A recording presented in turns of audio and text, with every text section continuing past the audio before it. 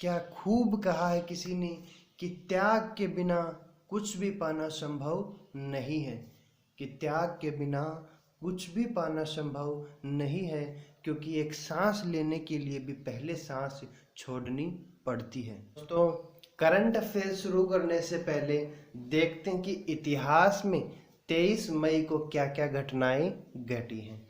तो दोस्तों, 1949 में आज ही के दिन पश्चिम जर्मनी संविधान को अंगीकार करने के बाद औपचारिक रूप से अस्तित्व में आया था। सन 1960 को इजराइल ने अर्जेंटीना में नाजी एडोल्फ इकमैन पर कब्जा करने की घोषणा की। सन 1984 में बछेंद्री पाल दुनिया की सबसे ऊंची चोटी एवरेस्ट को फतह करने वाली पहली भारतीय महिला बनी। सन 1986 को अमेरिका और पश्चिमी यूरोपीय देशों ने दक्षिण अफ्रीका के खिलाफ भारी प्रतिबंधों के प्रस्ताव पर वीटो किया। सन 1994 में सऊदी अरब में भगदड़ से 270 तीर्थयात्रियों की मौत हुई। सन 1999 में योहानिस रो संघीय जर्मनी के नए राष्ट्रपति नियुक्त हुए। सन 2001 में पाकिस्तान का भारत को MFN का दर्जा देने से पुनः इनकार किया। सन 2004 में बांग्लादेश में तूफान के कारण मेघना नदी में नाव डूबने से 250 व्यक्ति डूबे। सिंगापुर में जहाज के टैंकर से टकराने के कारण 4000 कारें डूबी। सन 2009 में भ्रष्टाचार के आरोपों में घिरे दक्षिण कोरिया के पूर्व राष्ट्रपति रोह मू होन ने अपने घर के नजदीक पहाड़ियों से छलांग लगाकर आत्महत्या की। सन 2010 मुख्य न्यायाधीश KG बालाकृष्णन की अध्यक्षता में भारत के उच्चतम न्यायालय की 3 सदस्यीय खंडपीठ ने बिना विवाह किए महिला और पुरुष का एक साथ रहना अपराध नहीं माना। सन 2013 में सर्च इंजन गूगल ने अपने प्रोजेक्ट भवक के उपयोग के लिए मकानी शक्ति हासिल की। सन 2014 में रूस और चीन ने सीरिया में युद्ध अपराधों के लिए अंतर्राष्ट्रीय अपराध न्यायालय की स्थापना के लिए संयुक्त राष्ट्र सुरक्षा परिषद में वीटो शक्ति का प्रयोग किया। सन 2016 में भारतीय अंतरिक्ष शोध संस्थान इसरो ने आंध्र प्रदेश के श्री हरिकोटा स्पेस सेंटर से पूरी तरह से भारत में बने स्पेस स्टल RLV-TD को लॉन्च किया। तो दोस्तों, ये कुछ इम्पोर्टेंट घटनाएं जो 23 मई को हुई वो हमने डिस्कस की हैं। अब चलिए दोस्तों करंट अफेयर्स की ओर। तो कैसे हैं आप लोग? दोस्तों, आज की वीडियो में हम पढ़ेंगे 23 मई 2020 का करंट अफेयर्स। तो चलिए दोस्तों, बिना किसी देरी के आज के टॉप 10 क्वेश्चन पर एक नजर द गुरुजी के साथ। चलिए दोस्तों, हमारा पहला प्रश्न है, विमानन मंत्रालय ने लॉकडाउन के बीच किस तारीख से 1/3 घरेलू उड़ानों को फिर से शुरू करने की घोषणा की है? दोस्तों, 25 मई से फिर से 1/3 घरेलू उड़ानों को शुरू करने की घोषणा की गई है। मंत्रालय ने कहा कि वह हवाई किराए की न्यूनतम वह अधिकतम सीमा निर्धारित करेगा और विमानन कंपनियों को कोविड-19 महामारी के दौर में इनका पालन करना होगा।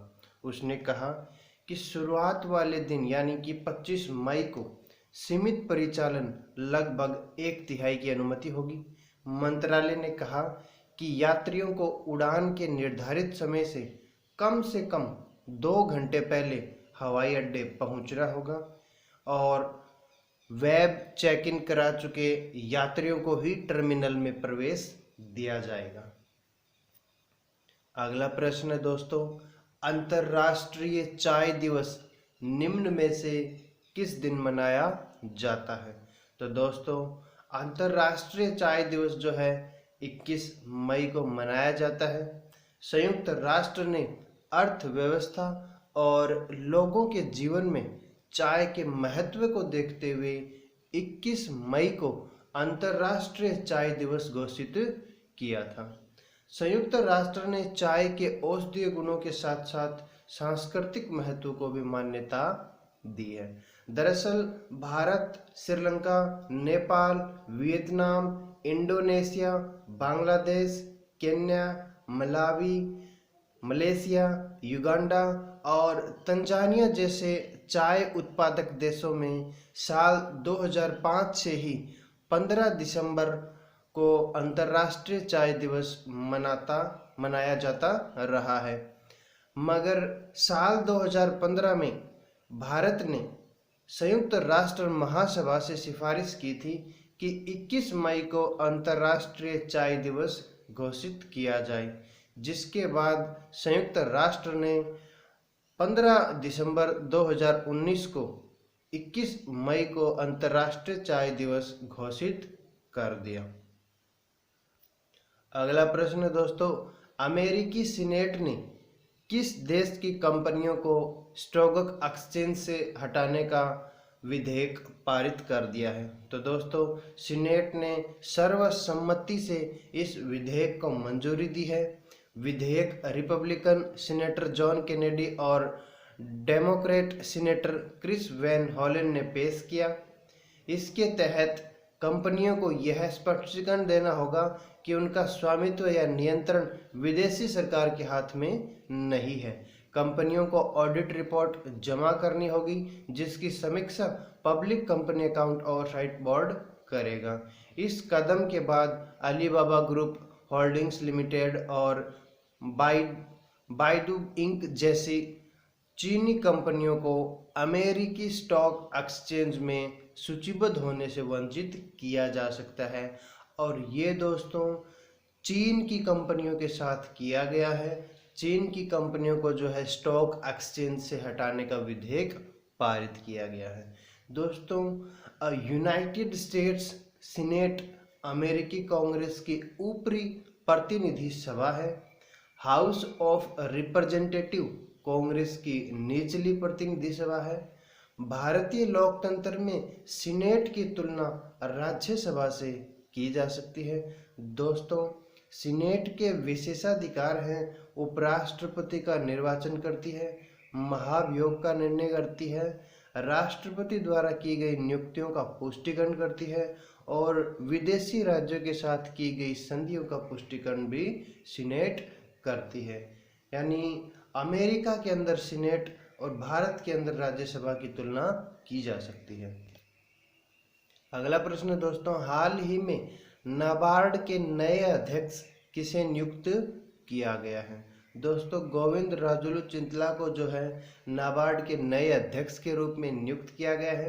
केंद्रीय मंत्रिमंडल की नियुक्ति समिति ने गोविंदा राजुलू चिंतला को राष्ट्रीय कृषि और ग्रामीण विकास बैंक का अध्यक्ष नियुक्त करने की मंजूरी दे दी है।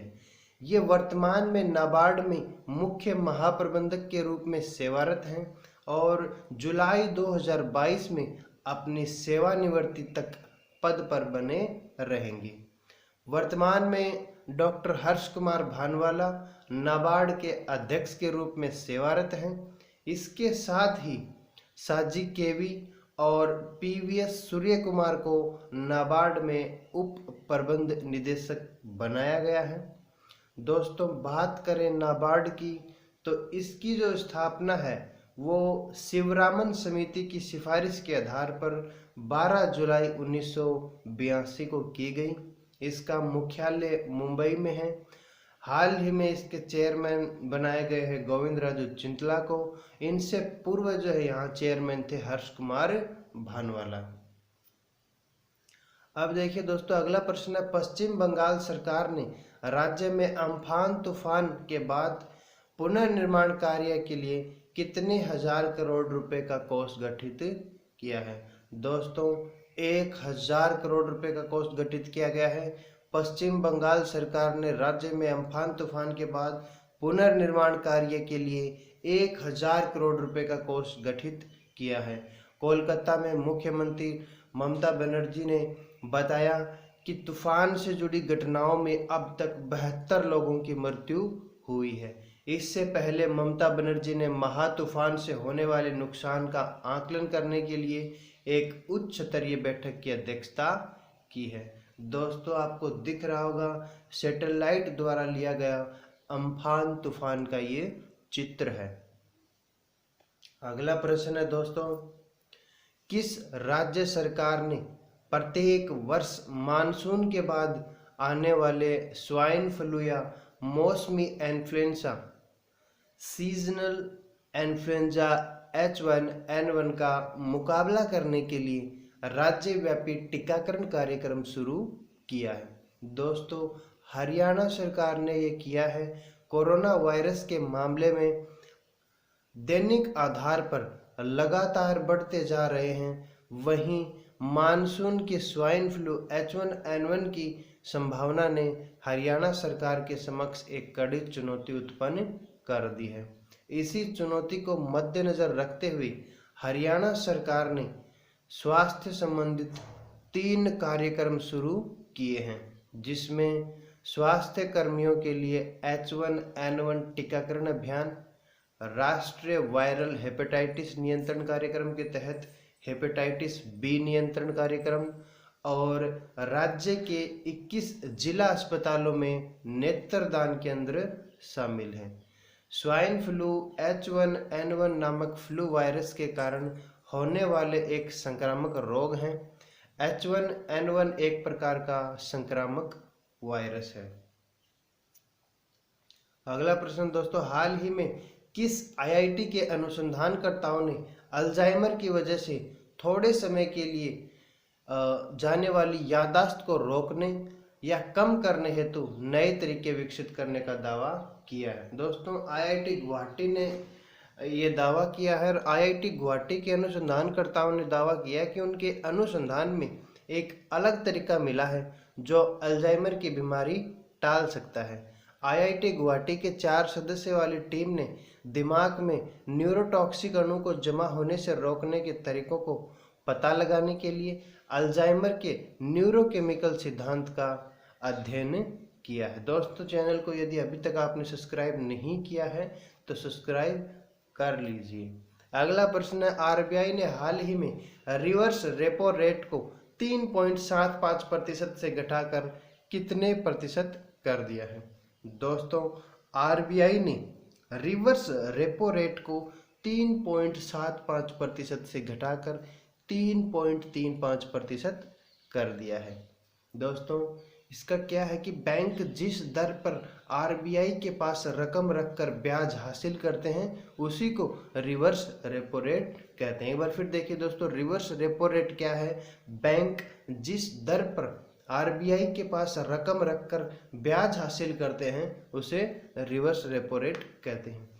रिवर्स रेपो रेट में कमी का मतलब ये है दोस्तों कि बैंकों को अपना अतिरिक्त पैसा रिजर्व बैंक के पास जमा कराने पर कम ब्याज मिलेगा।